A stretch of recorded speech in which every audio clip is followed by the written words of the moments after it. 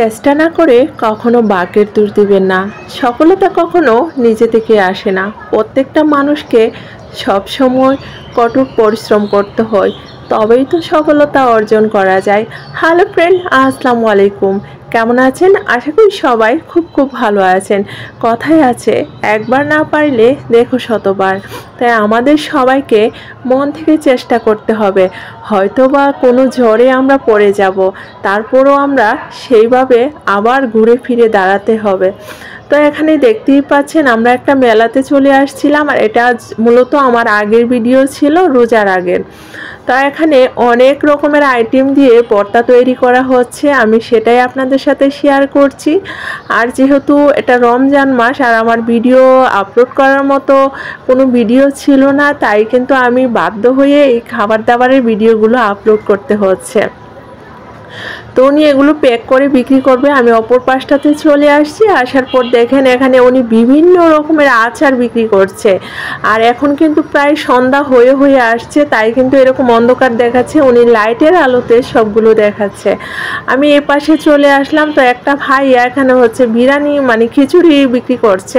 তো উনি দেখেন কিভাবে খিচুড়িটা বিক্রি করছে। আসলে বাহিরের খাবারগুলো প্রচুর দাম, কি বলবো। এখানে এগুলো ছোটবেলায় কে কে খেয়েছেন বলেন তো, অবশ্যই কিন্তু কমেন্ট করে জানাবেন আপনার যদি চেনা থাকে।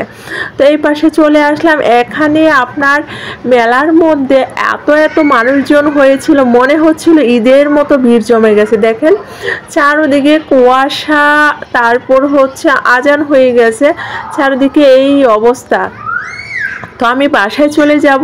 তো এই বেলুনগুলো কে কে কখনো ঈদের মধ্যে যাওয়ার পথে এগুলো কিনেছেন অবশ্যই কিন্তু জানাবেন। তো আমি একটু এই সাইডে চলে আসলাম, আর এই সাইডে আস্তে আস্তে দেখলাম কিছু বুকরা পড়া আপু, মানে ওনারা কিতাবের বই, তারপর নামাজ শিক্ষা বই, মানে যা লাগে সব কিছু এখান থেকে নিয়ে নিয়েছে।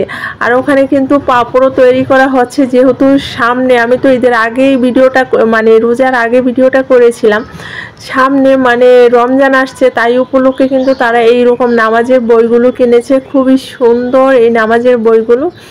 আর এখানে দেখেন এই যে বেলুন, মানে আমি ছোটবেলায় কি মনে করতাম এই বেলুনগুলো মনে হয় যে জাদু আছে, মানে জাদু টাদু দেখাচ্ছে ওরকম। আসলে মূলত ওরকম কোনো ব্যাপার না, এগুলো হচ্ছে ভিতরে গ্যাস ভরা হয়, তার কারণে কিন্তু এগুলো উপরের দিকে উঠতে থাকে।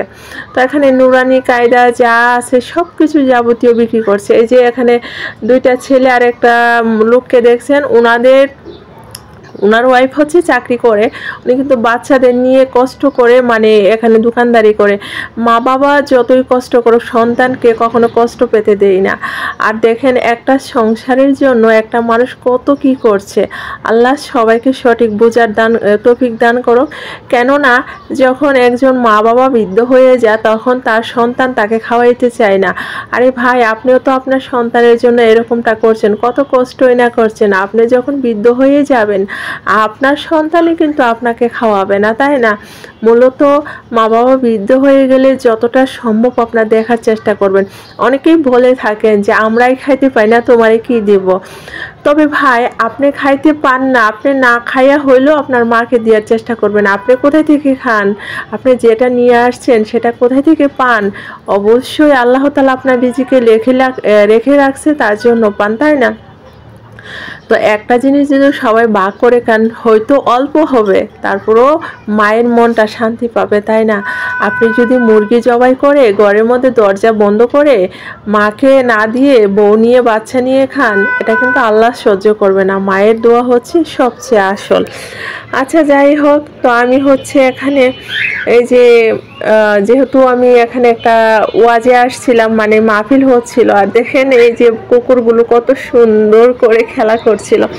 এখানে গোলাপ, আতর, সেন্ট যাবতীয় যত কিছু আছে সব কিছু বিক্রি করছে। আমার কাছে মূলত আতরটা ভালো লাগে। তো এখানে কিন্তু বড় বড় ক্যাং আর ছোট ছোট যে ক্যাংগুলো আছে এগুলোতে বিক্রি করে, আর বড় ক্যাং থেকে নামিয়ে আর কি বোতল থেকে। তো আমরা যদি এই পাশটা দেখি, এই পাশটার মধ্যে কিন্তু অনেক মজাদার খাবার বিক্রি করছে। এই বটগুলো অনেকে আছে খেতে চান না, তবে এই বটগুলো যারা দোকানদাররা ভাজি করে খেতে কিন্তু ভীষণ ভালো লাগে রুটির সাথে, ভাতের সাথে। অনেকে আছে আপনার শশার সাথে এমনিতে খেয়ে থাকে। আমার কাছে কিন্তু ভীষণ ভালো লাগে।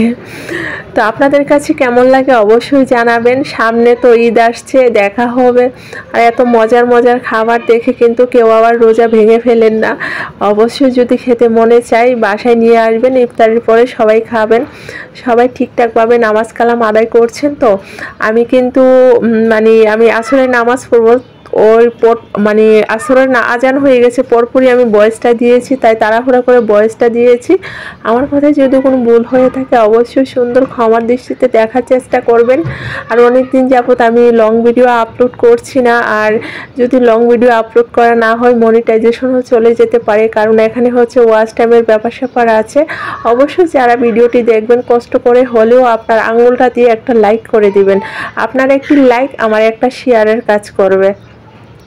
তো এই শীতের সময় দেখেন কত সুন্দর সুন্দর, এগুলো হচ্ছে টক বড়ি মিষ্টি বড়ি, দুটোটা বড়ই আছে। আর আমি যখন ভিডিও করছিলাম এই আঙ্কেলটা আমার দিকে তাকিয়েছিল।